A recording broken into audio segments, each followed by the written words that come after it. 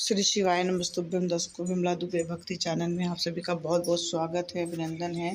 तो 27 अप्रैल बैसाख अमावस्या के 5 अचूक उपाय गुरु भगवान जी बता रहे हैं शनिवार के दिन, तो आप लोग ज़रूर कीजिएगा।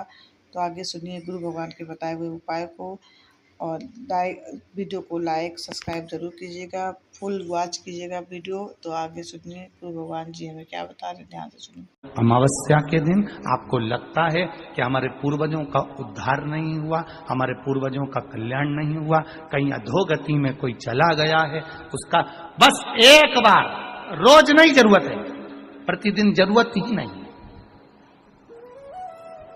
महीने में एक बार अगर अमावस्या के दिन भी आपने चंदन के थोड़ा सा चंदन अगर मेरे देवाधिदेव महादेव को 7 स्थान पर समर्पित किया है।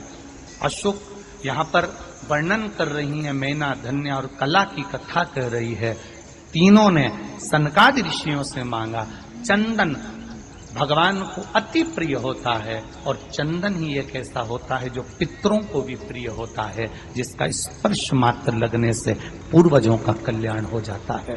वो चंदन का 7 स्थान शिवलिंग के बताए हैं, जहां पर भूल से भी अगर कोई चंदन की उंगलियां लगा देता है, 7 स्थान ऐसे हैं जहां चंदन की मात्र उंगलियां लगा देने से ही शिव पितृलोक के पितरों को मुक्ति प्रदान करके बैकुंठ लोक का निवास दे देते हैं। 7 स्थान, और वो 7 स्थान जो चंदन के बताए गए हैं। पहला, भगवान देवाधिदेव महादेव के शिवलिंग पर चंदन का लेपन। समझ लेना जरा बहुत अच्छे से। आपको लगता है स्वप्न में कोई मुर्दे दिख रहे हैं, या कोई जल रहा है, या कोई मर रहा है, या कोई चला गया है, ऐसा भय लगता है। बच्चों को मानी भेजूंगी ऐसा हो जाएगा, पति को मानी भेजूंगी ऐसा हो जाएगा, कोई हमारे कोई गलत तो नहीं कर रहा है, आपको लगता है। 7 स्थान चंदन के बताए महाराज। पहला शिवलिंग, दूसरा जहां गणेश जी का स्थान है, मालूम है ना सबको, जम के बोलो जरा, मालूम है ना सबको, जहां गणेश जी का स्थान है वहां अलग से गणेश जी बैठे, वहां नहीं। शिवलिंग में जलाधारी के ठीक सामने राइट में गणेश, लेफ्ट में कार्तिकेय, बीच में अशोक सुंदरी।